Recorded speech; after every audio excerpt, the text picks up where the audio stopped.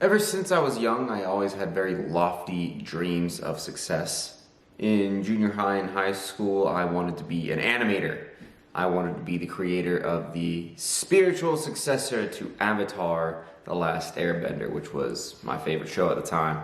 I also wanted to be a YouTube animator, so I was a really big fan of this YouTube channel called Ed's World, where he just made really silly cartoons, and that's what I wanted to do.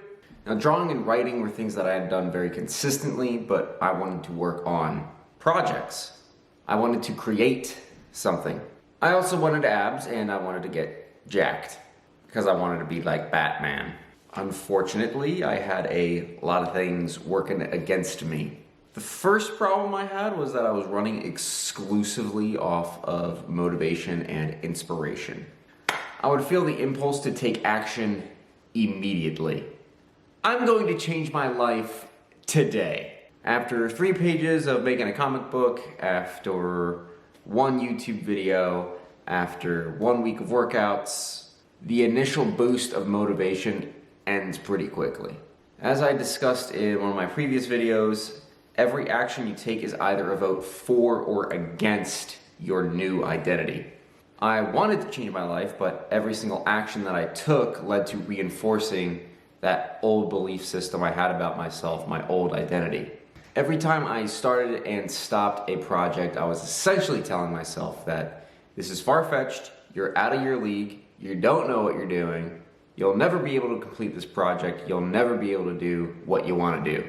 Even when I did finish a project, it either took way too long or it took too much energy, and it discouraged me from continuing with the process and doing it again. This was a pattern that would continue for years, at least a decade. The second problem that I had was that I was impatient. I was inspired now, and I wanted the life that I envisioned in my head now.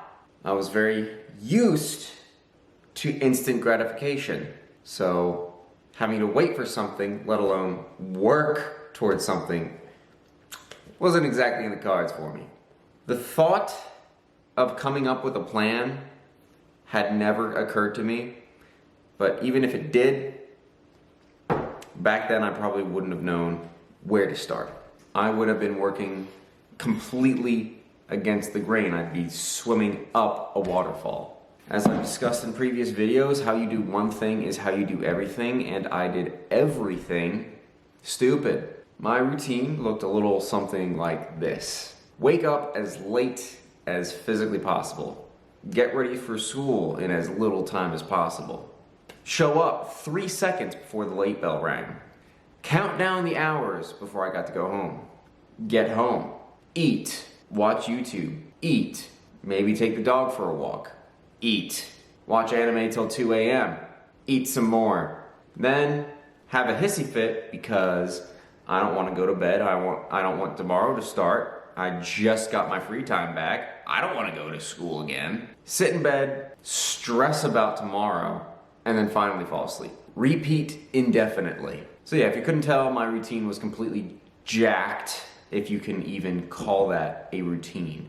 There was just no predictability in my life at all. Everything was done either out of obligation, on a whim, and always last minute. Not a great formula for success. If I could go back in time and coach my younger self, one, I would tell him that you can do the things that you want to do.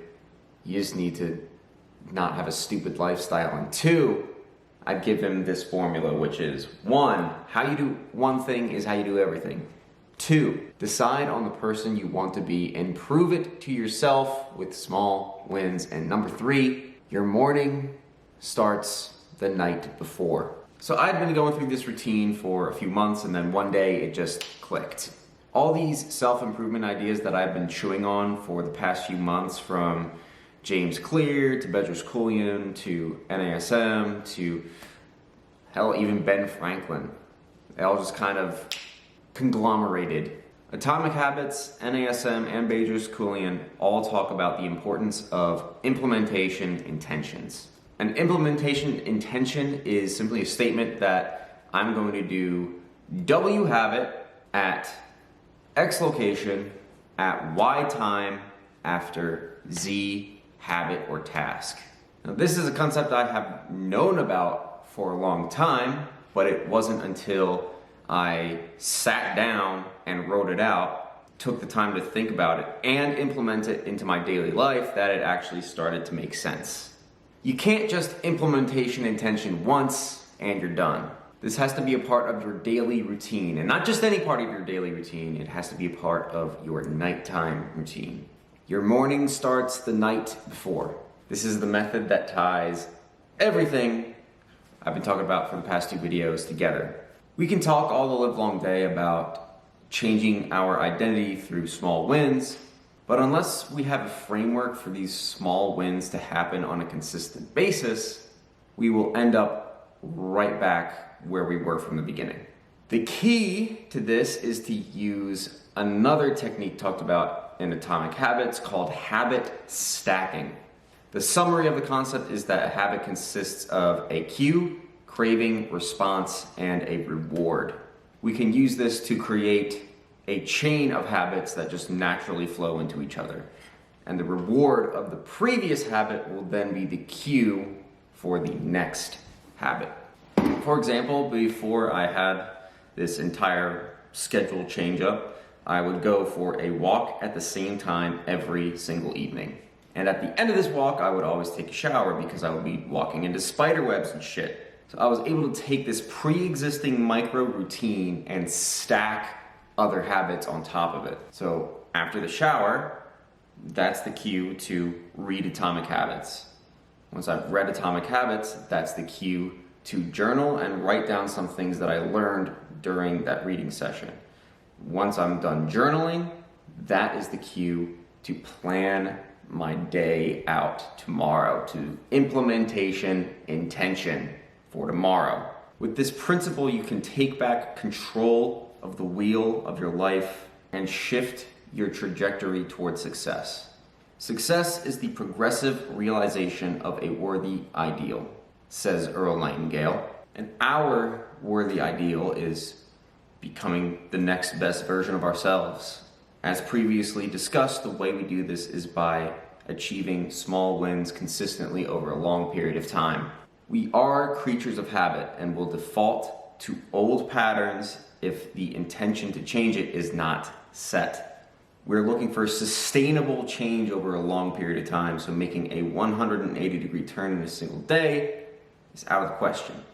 I know for myself, I have to start with the smallest feasible thing possible. I am trying to become someone who is more organized. An organized person would have a daily routine of cleaning up after whatever task he just completed. We just gotta pick one thing to make a habit and stick with it for at least 30 days. One thing. Pick one thing. If I could go back in time, I would tell myself to find an anchor habit. Something that you do predictably every single day and build on top of that. It doesn't matter if it's a good habit or a bad habit, just as long as it's a habit that you're doing every single day, and then stack the implementation habit on top of that. I wish I could see into an alternate dimension, an alternate universe, and see where the trajectory of my younger self would be if he knew what I do now. But I have my imagination, and that's the closest thing I guess I'll get. That's it for this video, y'all. Thank you so much for watching, and I will catch you in the next one.